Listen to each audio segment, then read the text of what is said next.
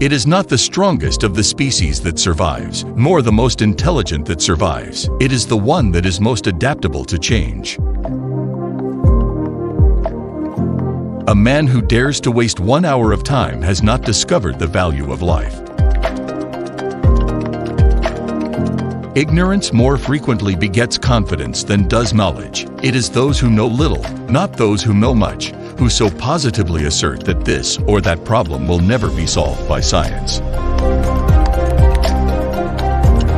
If the misery of the poor be caused not by the laws of nature, but by our institutions, great is our sin. We must, however, acknowledge, as it seems to me, that man with all his noble qualities still bears in his bodily frame the indelible stamp of his lowly origin. I love fools' experiments. I am always making them. It is not the strongest or the most intelligent who will survive, but those who can best manage change. My mind seems to have become a kind of machine for grinding general laws out of large collections of facts. A man's friendships are one of the best measures of his worth.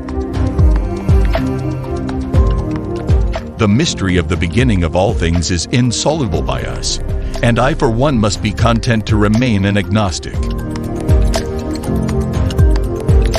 In the long history of humankind, and animal kind too, those who learn to collaborate and improvise most effectively have prevailed.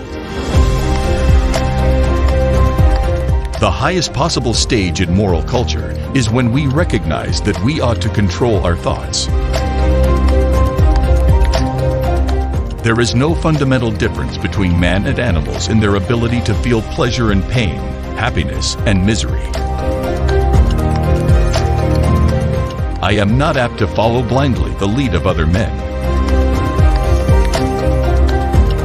A man's own character is the arbiter of his fortune.